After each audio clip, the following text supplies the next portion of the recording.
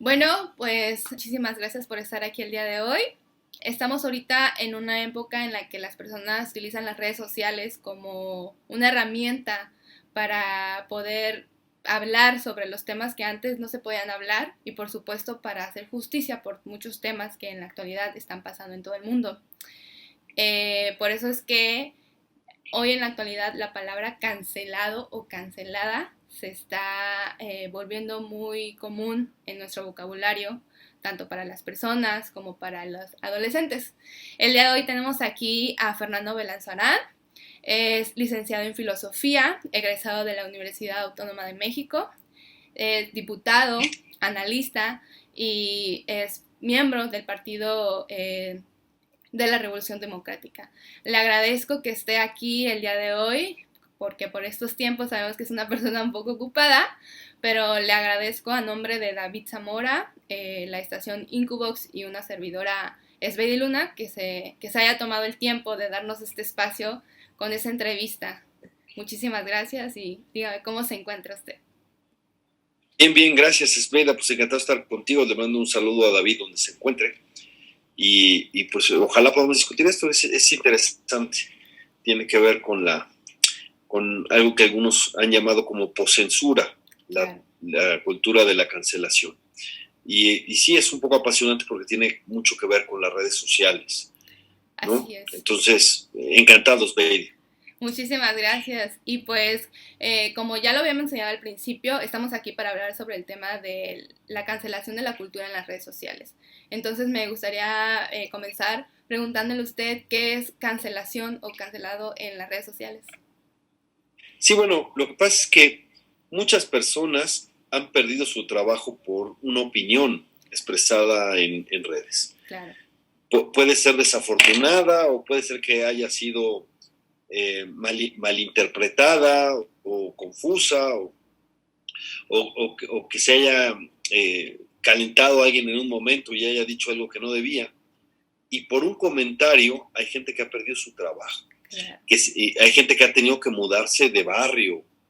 Entonces, eso la verdad es que inhibe la libertad de expresión.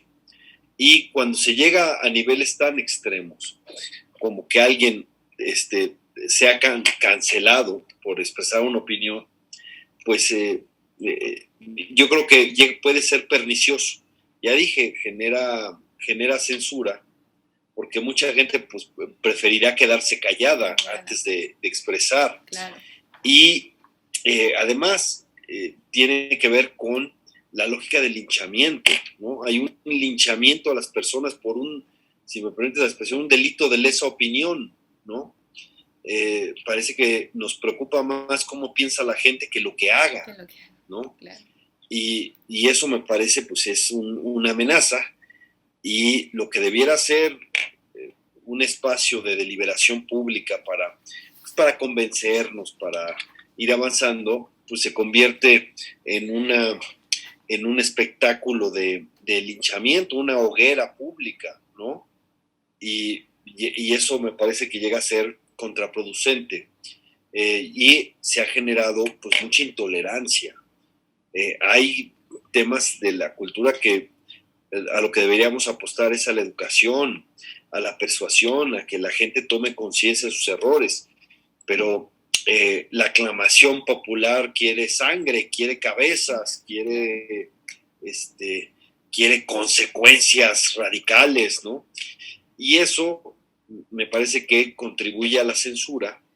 No es la mejor forma de arreglar problemas. Claro. Si lo que queremos es enfrentar el racismo, el clasismo, la misoginia, etcétera, pues lo mejor sería la educación, la persuasión, los talleres, ¿no?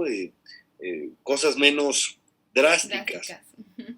Pero aquí hay una lógica de quien se equivoca en un tuit, pues casi le quieren acabar la vida en muchas ocasiones, y eso me parece que va en contra de las libertades. Por eso hay algunos autores que llaman a esto poscensura, ¿no? Que es a partir del linchamiento en las redes que la persona pague consecuencias, ¿no? O sea, linchan en redes y como si eso no fuera suficiente, Claro. Porque lo suficiente podría ser, bueno, pues yo dije una opinión, tú dices la tuya y me puede ir muy mal por decir mi opinión y ahí queda, ¿no? Hay que sancionar, hay que castigar, ¿no? Y eso pues llega a ser muy pernicioso. Máxime cuando los castigos llegan a ser verdaderamente desproporcionados, ¿no? Uh-huh. Por una opinión que alguien pierda su trabajo es muy grave. Y el hecho de que tomen esas consecuencias no hace que las personas cambien en su vida privada, ¿no? Al revés, lo que va a lograr es que las personas mejor piensen 2 o 3 veces antes de decir su opinión. Y eso me parece que no es sano.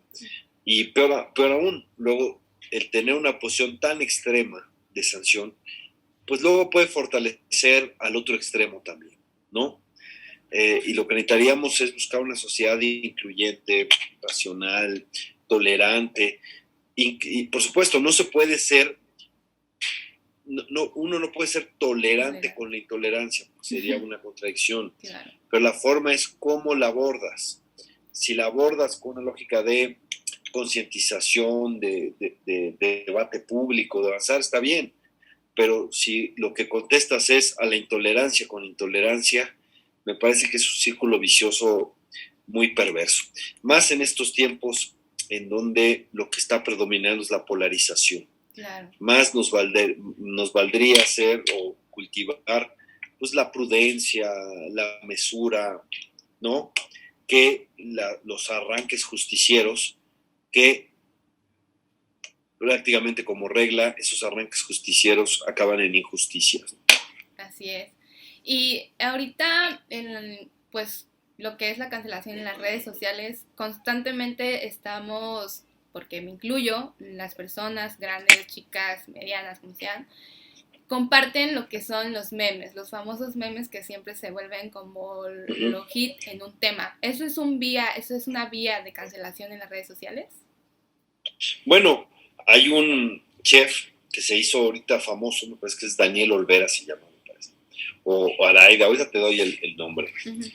Porque y vale la pena buscarlo, a este chef, por hacer un meme de la primera dama, o de la no primera dama, la puso, te acordarás su vestido, en el 15 de septiembre. Claro. Pues hizo un meme diciendo, se puso de pechito y puso el vestido de la primera dama y un flan. Un flan. Sí. Bueno, y por eso no dijo nada. No mencionó a sus hijos, aunque alguien podría haber hecho la obligación, pero pues es humor permitido, ¿no? Porque no expresó, no habló explícitamente del niño, nada, fue un poco de humor porque efectivamente el traje de la primera dama parecía flan, ¿no? Y se pareció de pechito y pone el vestido y el flan, bueno, pues este chef, te doy el nombre, perdió, le cerraron su local. O sea, su restaurante se lo cerraron, se lo clausuraron. Uh-huh. El presidente lo calumnió en 2 mañaneras seguidas, ¿no? Sí. Diciendo cosas que es falso, porque además decían que recibía dinero del CONACYT, cosa que es absolutamente falso. Se registró en un padrón del CONACYT porque como es un chef, pues, se puede considerar que la gastronomía es una forma de creación. Entonces se inscribe nomás en el padrón, no recibe un solo peso. Y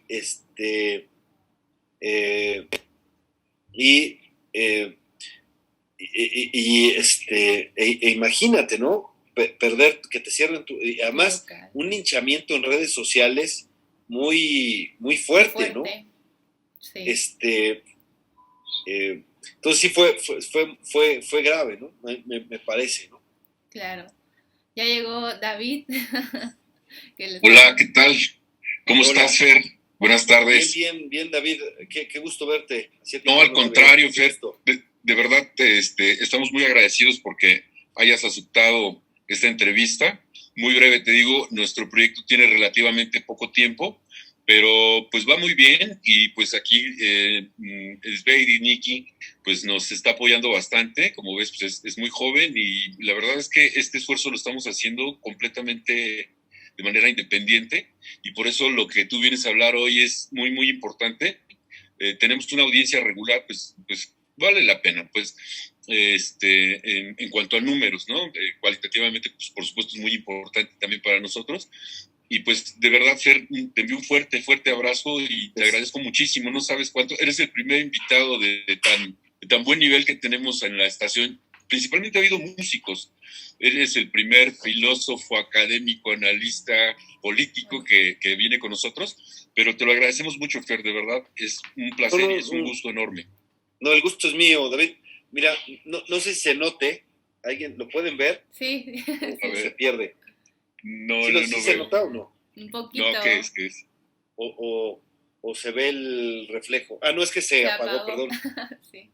No, pues así está más difícil. A ver si se ve. Espérame. Ajá. ¿Lo ven así? Sí, lo vemos. Bueno, este es el meme. Lo único que dice, se llama, es Daniel Obadía. Y bueno, Daniel Obadía es un chef, hizo este meme humorístico y le clausuraron su restaurante, lo acosaron en redes sociales, lo calumnió el propio presidente en su mañanera. Entonces es un poco la cultura de la cancelación, ¿no?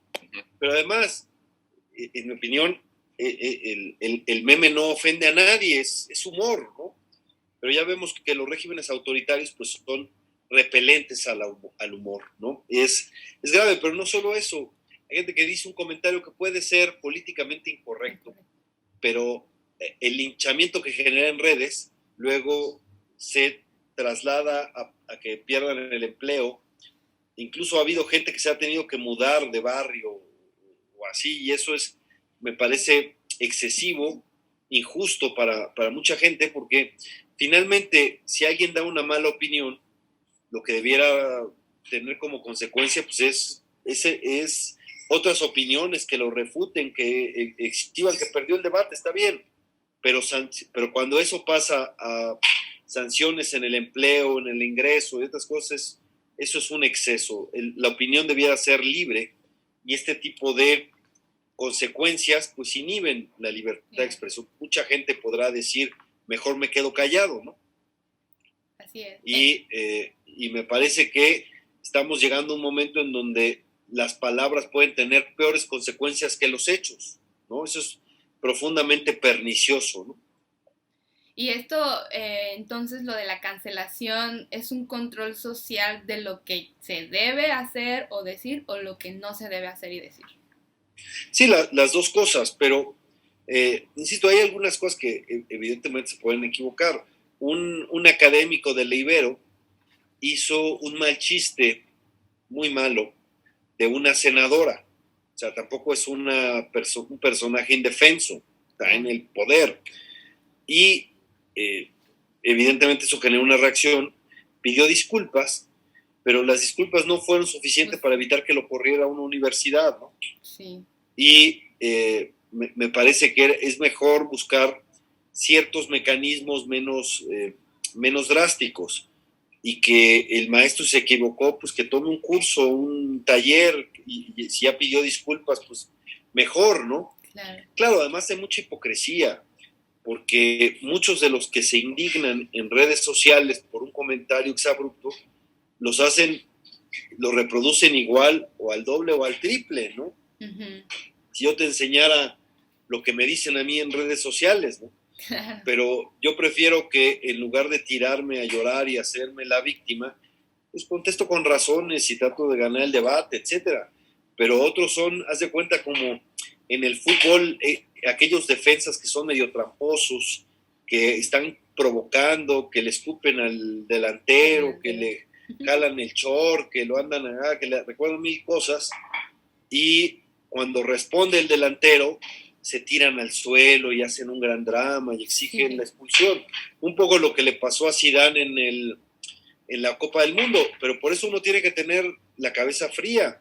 Claro. A Zidane le costó una Copa del Mundo, a él y a Francia, ¿no? Sí. Perder la cabeza, pero bueno, el otro lo estaba provoque, un poco haciendo, quizás alguien diría que esa es la chamba del defensa, sí. Pero entonces son un poco así, provocan, y uno tiene que tener un poco la cabeza fría, pero de cualquier manera me parece que es muy pernicioso que las consecuencias por una opinión sean así de drásticas, a veces irreparables, ¿no? Sí, claro. Debiéramos ser más tolerantes frente a las opiniones y tratar de que sea la persuasión, la refutación lo que marque, nada más que estamos en una época en donde poco se debate, estamos más comunicados que nunca y sin embargo el debate es muy escaso. Lo que predominan son las descalificaciones, los insultos, las calumnias. Parece ser que es una lógica más bien de hablarse entre los que coinciden en sus puntos de vista y a los otros solamente desacreditarlos, degradarlos, calumniarlos, etcétera, ¿no? Parte de la tarea que tenemos fuerte, civilizadora, es mejorar las redes sociales, hacerlas un espacio más propicio para la discusión, para el debate, para la reflexión. Claro.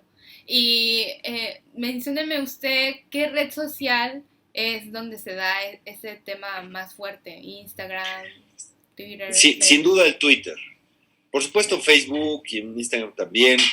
Si alguien da el comentario puede tener, pero básicamente en ningún lugar se lincha con tanto fervor como en Twitter, ¿no? Entonces, Twitter puede ser un lugar muy, muy fuerte para eso, pero en otros lados también, Facebook y otros es clave, pero el Twitter se presta mucho para eso, ¿no? Precisamente porque es de una respuesta mucho más inmediata y mucho más intensa, ¿no? En el momento, aunque evidentemente el Facebook tiene más alcance, tiene más penetración, etcétera, pero el ánimo de linchamiento está más en el Twitter, ¿no? Que es más de debate político, de discusión ideológica un poco, ¿no? Aunque el problema, quizás lo dije mal, el problema es que no hay debate en esos espacios. Ojalá pudiera existir, ¿no? De mejor manera. Esa sería nuestra tarea, cómo mejoramos esos espacios que pues, potencializan realmente la interacción en las sociedades, ¿no? Pues sí. Casi tenemos una horizontal en donde todo el mundo puede dar su opinión.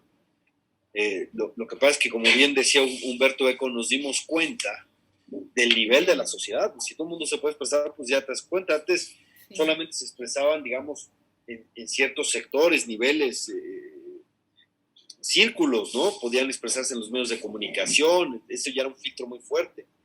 Ahora que todo el mundo está empoderado por esto, que es un arma que puede ser democratizadora por lo mismo. Castells veía con mucho optimismo el desarrollo de las redes, porque ella veía el empoderamiento ciudadano.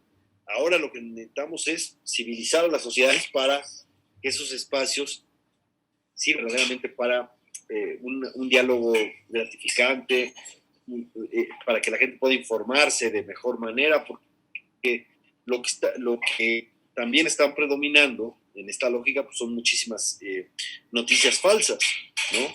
Y hay veces en que esta cultura de la comunicación, de la cancelación, se da no solo frente a un comentario políticamente incorrecto, a veces también frente a mentiras o distorsiones o noticias falsas, ¿no? Claro. Y obligan a las instituciones que son pues muy medrosas de tener alguna consecuencia, ¿no?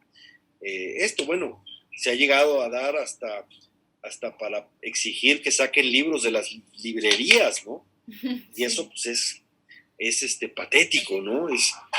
Ahí te das cuenta cómo los extremos se juntan, ¿no? Claro. Entonces el extremo del progresivismo dice, no, porque ese libro tiene quién sabe qué cosas misóginas en una interpretación, y entonces amenazan a la empresa, a la tienda con irle a cerrarle la librería, otras si no deja de vender esos libros. O sea, hay algunos excesos tremendos, ¿no?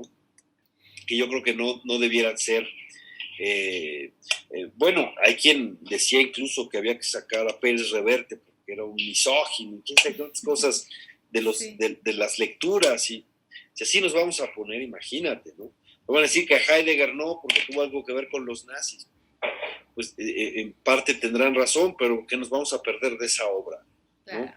Mejor entenderlo y ponerlo en su contexto y ya saber si estás hablando de la persona o estás hablando de su obra, ¿no? Sí. Aunque también hizo algunas cosas, defendió a algunos judíos como rector de la universidad donde estaba, pero con Borges hay algo así, ¿no? Borges apoyó a las dictaduras militares de Sudamérica, sí, eso es verdad, pero de veras vamos a dejar de leer sus cuentos, que son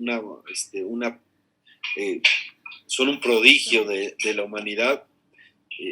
Yo creo que haríamos mejor en calmarnos. No está mal poner las cosas en su contexto, pero estamos en un tiempo en donde todo lo exageramos, todo lo llevamos al extremo, ¿no? Y eso me parece que no ayuda a una buena conversación. Claro. Y con este tema que estamos viviendo actualmente, que es el COVID, pues este tema de la cancelación se ha vuelto más fuerte ahorita en tiempos de COVID o antes del COVID. Bueno, el COVID le abrió la puerta a algunos gobiernos para ser más autoritarios, más censores, etcétera. De alguna manera hay una parte donde hay cierta razón en el sentido de no se desinforme a los ciudadanos, ¿no?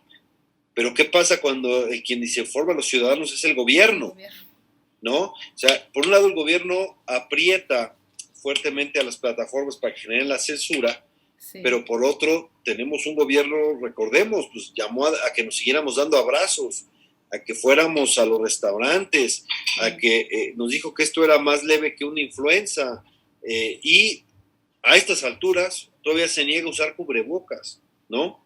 A pesar de que eso está más que demostrado por la ciencia, ¿no? Pero bueno, aún así, sí usaron el asunto de la pandemia como un pretexto para restringir ciertos contenidos. Y como las empresas sienten además que los gobiernos los quieren hacer cachitos, ¿por qué? Porque hay un ánimo, en la sociedad ahorita hay un ánimo de indignación con los gobiernos, ¿no? Y entonces los gobiernos pues buscan censurar, bajar la intensidad. Claro, hay mucha hipocresía porque muchos de estos gobiernos llegaron gracias a la indignación y se aprovecharon de esas redes sociales para promover la indignación, ¿no? No estoy hablando solo de México, vean a Trump o vean a Bolsonaro, ¿no?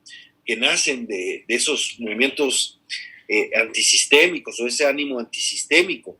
No solo es de nuestro gobierno, pero una vez que llegaron ahí ya no les gusta la crítica, ¿no? Claro. Si me permites, es todo lo que usaron para subir al techo, una vez ahí avientan la escalera para que nadie más avance, ¿no? Veo que preguntan sobre Lozoya. Bueno, sí, el tema de Lozoya es que el presidente estaba muy encarrerado con ese caso porque era una forma de juzgar al PRIAN, ¿no? Nada más que en cuanto salió el video de Pío, se cayó. Y ya lleva un mes sin hablar de Lozoya, que es un testigo consentido. Bueno, con decirles que ya le regresaron la mansión que compró con los sobornos. Hay muchas cosas que no están comprobadas de la denuncia de Lozoya, pero hay cosas que están más que comprobadas, porque vienen de las investigaciones en Estados Unidos y en Brasil de Odebrecht. Bueno, entre esos están, que ya está comprobado y está macizo, es que Lozoya se quedó con digamos que a cada mordida se quedaba con su parte, ¿no? Le daba una mordida a la mordida. Y con eso compró pues, dos conocidas mansiones, una en Las Lomas y otra en Zihuatanejo. Y ambas mansiones las tiene, bueno, pues se las están regresando, ¿no? Aunque está comprobado que son de los sobornos. Y las acusaciones que hizo, esas sí no están comprobadas, muchas, ¿no? O sea, ¿dónde están las pruebas, etcétera? Ahora sí que en una sola denuncia juntó a todos los adversarios del presidente, ¿no? Yo decía un poco broma que más que una denuncia penal parecía el sueño húmedo del presidente, que con un solo ejercicio, en un solo documento, estaba toda la mafia que él había denunciado, sobre todo sus adversarios políticos. Ya sabemos que la mafia económica los invita ya a tomarse tamales de chipilín en el Palacio Nacional para venderles cachitos de lotería, se los lleva con Trump, etcétera. Ahí no. Pero con los adversarios políticos, a todos los puso en una misma denuncia Lozoya, Y ya Lozoya está perdido porque pues, le respondieron con un video de su hermano, o más bien con 2 videos de su hermano. Y pues al buen entendedor, ¿no? Ya no está Lozoya. Pero Lozoya no lo hemos visto, no hay una sola fotografía de Lozoya en México. Sí. No pisó el reclusorio nunca, es más, hicieron una maniobra para engañar a los medios y sacarlo por otro lado, ¿no? Si es que llegó, hizo claro, el avión de Lozoya hizo una extraña parada en Canadá, ¿no? Pero como Lozoya se prestó para servir como ariete electoral en esta estrategia, pues le dieron un trato VIP, ¿no? En tiempos de austeridad, si es verdad que llegó, porque no lo hemos visto, pues se le pagó una suite de lujo en uno de los hospitales más caros, que es el Ángeles, ¿no? Sí. Que no sale cualquier cosa, ¿no? Y yo quiero ver qué otro preso que tenga esas dolencias le van a pagar su estancia en el Ángeles del Pedregal. Pero digo, ya le regresaron sus mansiones, ¿no? Entonces, es consentido. Y quieren ver el otro trato, pues vean a Rosario Robles, ¿no? Mientras Lozoya se escapó y lo tuvieron que traer y él no ha pisado la cárcel, le dan todos los beneficios, la otra regresó para presentarse voluntariamente, le falsificaron una licencia, la acusan por un delito que no merece prisión oficiosa y sin embargo está encarcelada desde hace más de un año, ¿no? Sí, claro. Ahí se ve, quien le ayuda al presidente tiene toda la gracia hasta para mantener los bienes obtenidos por sobornos, y quien se la debe al presidente, pues hasta le falsifican pruebas para meterla presa, aunque su delito no sea de prisión oficiosa. Un poco expresa mucho hacia dónde vamos, ¿no? Claro. Aquí también dice David, dice respecto a la decisión de la Suprema Corte de admitir la consulta, no considera que forzaron la Constitución, nadie puede ser juzgado por mayoría de razón. Sí, claro, por supuesto. Ahora, es medio cómico porque dice la Suprema Corte que aprobaron la misma materia, pero le cambiaron la pregunta totalmente. Claro. Es una pregunta que también viola la Constitución, entre otras cosas, porque la pregunta debiera ser clara. Y tú dime, ¿cuáles son las consecuencias de que votes por el sí en la pregunta nueva que hizo ¿Estás de acuerdo en que se esclarezcan hechos políticos del pasado y que de acuerdo a la ley, etcétera, y que para resarcir a las víctimas? Pues ¿quién va a decir que no? Pues todos estamos de acuerdo, sí. Pero ¿eso qué significa? ¿Qué va a pasar? ¿No? No sabemos. Dice Saldívar un poco para tratar de ocultar su abyección al gobierno. Es que están pensando en comisiones de la verdad, pero eso no dice la pregunta, ¿no? Y el presidente hizo como si no le hubieran cambiado la pregunta. Y sigue diciendo que se va a votar si se juzga o no a los expresidentes. Uh-huh. Y es una estrategia electoral, ¿por qué? Porque el presidente quiere que no se discuta la crisis del presente, sino que se castiga el pasado, ¿no? Uh-huh. Y él quiere que esa sea su discusión y está apretando para eso. Y la siguiente cosa que va a hacer es cambiar la fecha de la consulta para que sea concurrente con la elección. Y entonces va a tratar de incidir así en las elecciones, aunque haya una prohibición constitucional. Y la Corte le sirvió al presidente para su estrategia facciosa electoral, ¿no? Y sí, rompiendo la equidad y todo, pero esa es sabemos que al presidente no le gusta ni la división de poderes, ni los contrapesos, claro. Eso. Se está restaurando de alguna manera la presidencia imperial. Sí.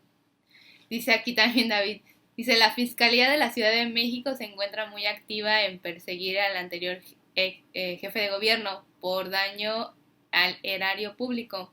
¿Cómo afecta esta decisión al PRD? Pues bueno, pues que lo acredite, ¿no?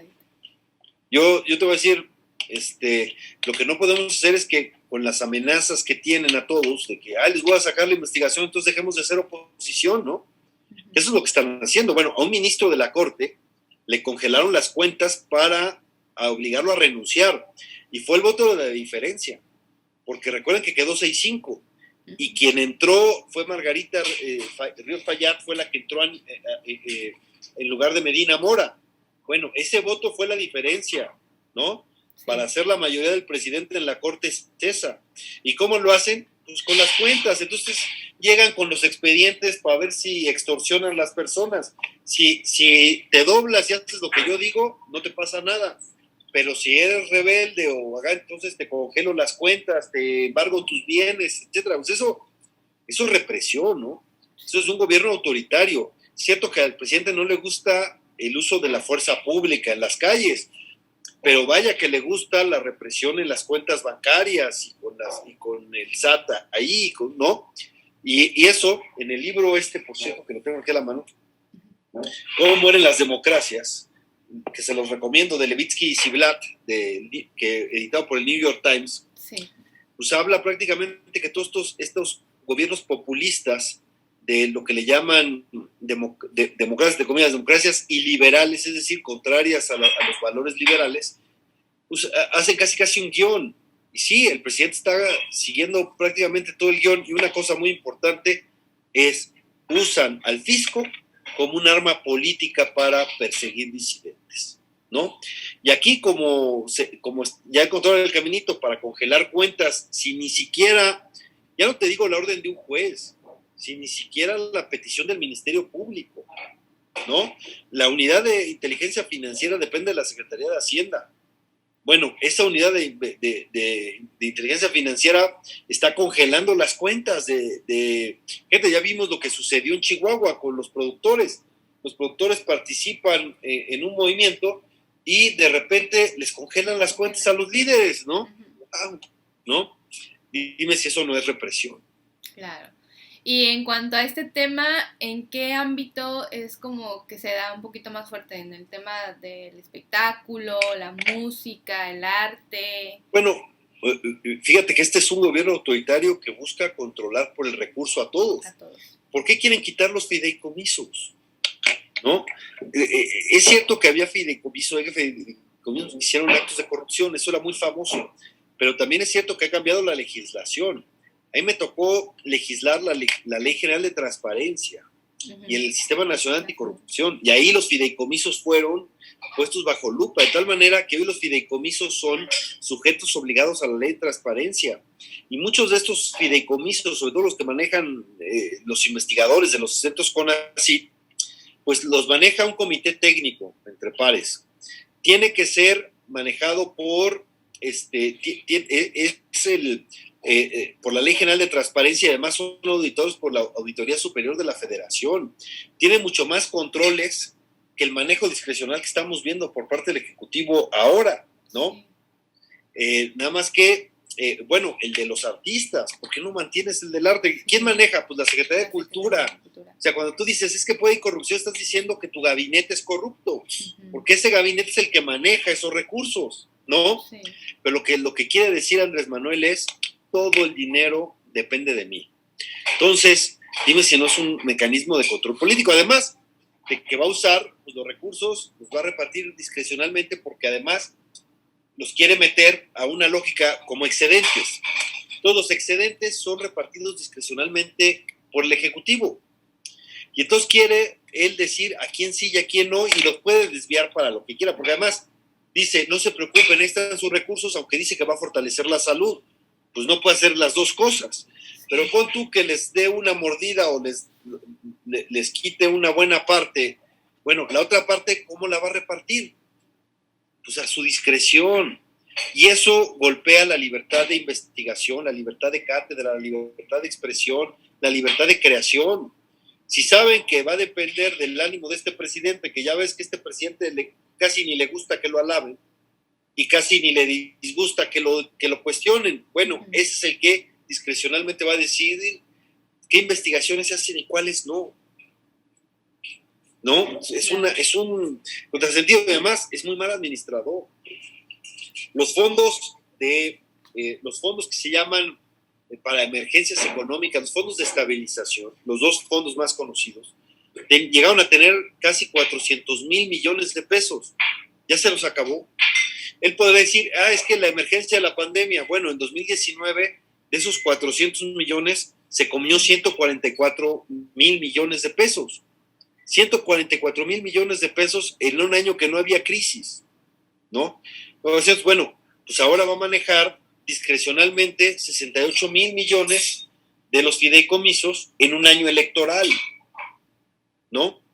Está muy claro eso. Y por supuesto, no tocó los fideicomisos del ejército, ¿no? A esos hay que consentirlos, ¿no? Y además dice que los fideicomisos son corruptos. Bueno, él hizo un fideicomiso para la venta del avión presidencial, ¿no? Y es famoso su fideicomiso de Morena, pero ese no era propiamente de funcionarios, pero el fideicomiso de Morena se demostró que ingresó algo así como 44 millones de pesos de origen desconocido. ¿Se acuerdan que se formaban en una especie de carruseles? Y el mismo cuate depositaba 50,000, luego se volvía a formar y 50,000 y así, y eran grupos de 4 o 5, bueno, ese era el fideicomiso de Morena, ¿no? Ese es el que tenían que meterle la mano, pero ahora dice que en 10 días nos va a dar un análisis, es decir, siguió la lógica de fusilen y averigüen, ¿no? Claro. Primero los quito y luego investigo dónde están los malos, ¿no?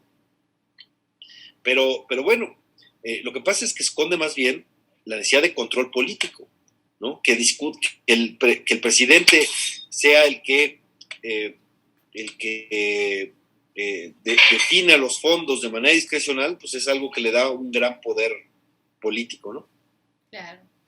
Aquí dice también otra pregunta, dice, ¿considera que la decisión de Facebook de limitar la transmisión de videos musicales afectan o benefician a los artistas, principalmente a los músicos? Es una buena pregunta y no tengo una respuesta porque no lo he pensado.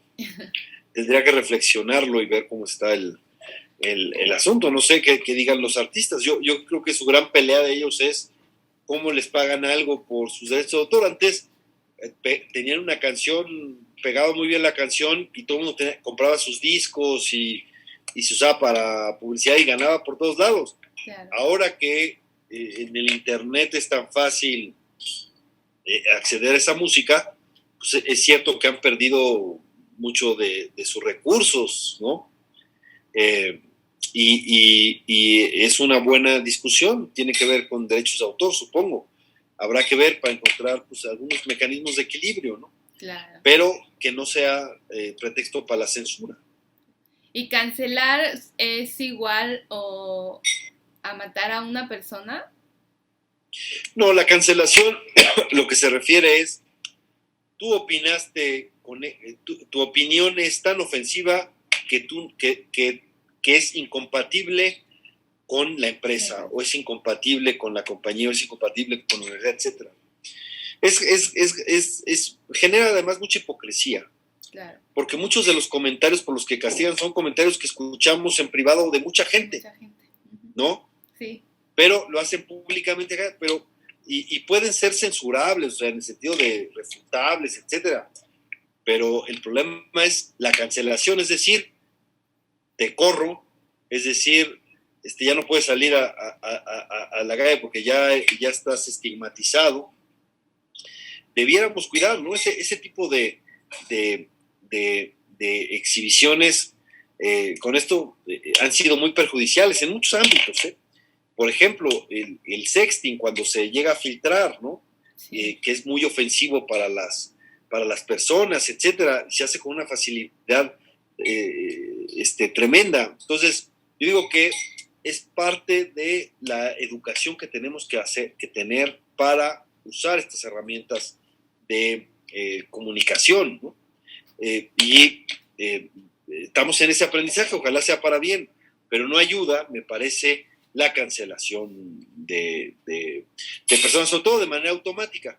Puede haber actos que sí merezcan una cancelación. ¿A qué me refiero? Si hay alguien que sube algo de pedofilia, pues bueno, eso es verdaderamente grave, y yo en un caso así, pues sí, habría cancelación, ¿no? No hay para dónde hacerse, porque además es una violación muy grave al derecho a los niños, ¿no? Pero, y además es un delito. Claro. absolutamente es un delito. Pero lo que nosotros vemos es que por cosas que son mucho menores, por una opinión, ya les dije, por un meme, el meme de la primera dama, bueno, no es primera dama, dice, pues por eso que le hayan clausurado su restaurante, realmente es un exceso, ¿no? Tremendo. Así es. Y pues, ¿por qué ahora la cancelación? O sea, ¿realmente lo que decimos es una manipulación? Bueno, pues tiene que ver con sí, cierta capacidad de manipulación, pero tiene que ver con el conocimiento de la potencia de esto, ¿no? Claro. Y cuando se ve que se puede linchar tan fácil, pues se buscan que tenga consecuencias fuera, ¿no? Dijo algún comentario que puede entenderse misógino, entonces o lo expulsas o eres culpable, y entonces pues el dueño de la compañía pues está en un serio problema. A mí me parece que con la exhibición pública es más que el escarnio, es más que suficiente, ¿no? Sobra. De hecho, es un poco primitivo, ¿no? Cómo se hacen las hogueras contra cualquier persona que desetone, o sea.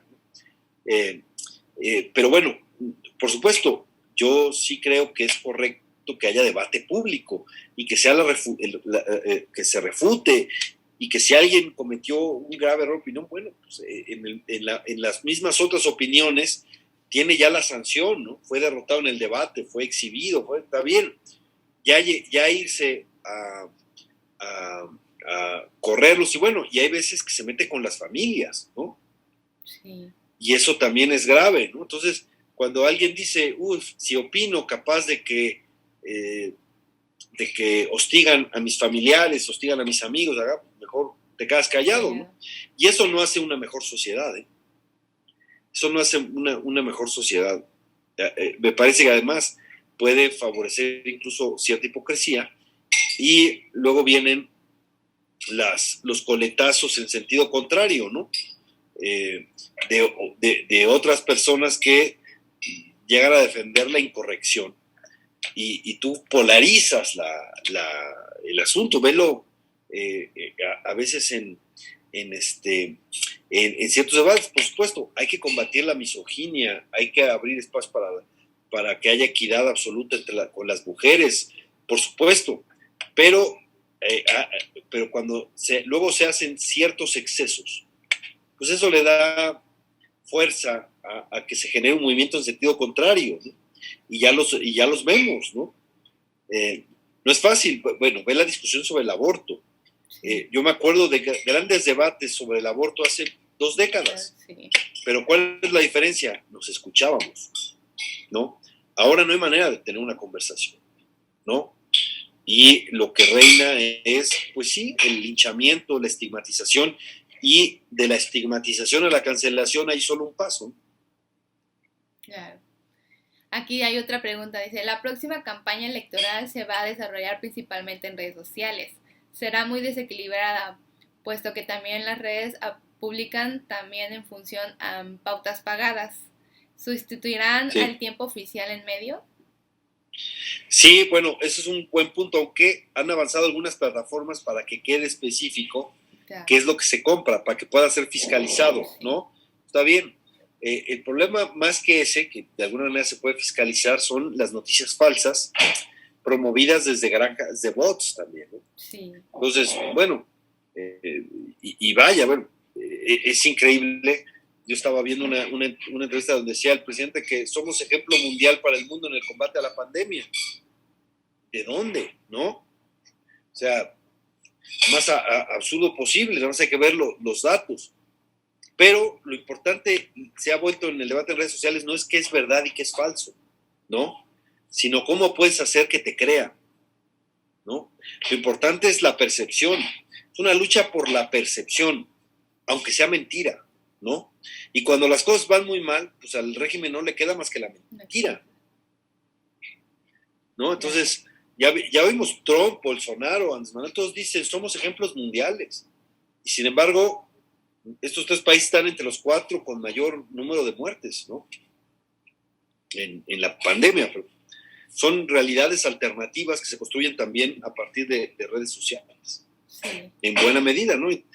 Ahora, la gran tarea, insisto, no va a ser, lo que tenemos que hacer no es renunciar a las redes, como algunos nos están pidiendo, más bien hay que civilizar a las redes, entendiendo la gran potencia que tienen, capacidad que tienen. Sí. ¿Y considera usted que ahorita en las nuevas, en la reelección que se va a hacer con el presidente, si se decide que pues ya no queda, es una cancelación hacia él? Bueno, la verdad es que no es propiamente aunque él le llama revocación de mandato, su ejercicio es más bien un refrendo. Él quiere el refrendo de sí mismo, porque además lo está poniendo para que el presidente es el que lo propone, cuando debiera ser un derecho de los ciudadanos, ¿no? El problema es que la lógica es, si el pueblo puede decidir si se va, pues el pueblo también puede decidir si se queda, ¿no? No sería el primero que pasa de la revocación a la reelección, ¿no? Y a veces sin ni siquiera modificar la Constitución. Evo Morales, cuando él llegó de presidente estaba prohibida la reelección, ¿no? Bueno, se modificó la Constitución, él estando en el gobierno, y llegó y dijo, bueno, me reelijo una vez porque la Constitución cambió, ¿no? Aunque hay cierto conflicto de interés en que tú estés en el gobierno cuando se modifica la ley en tu beneficio, ¿no?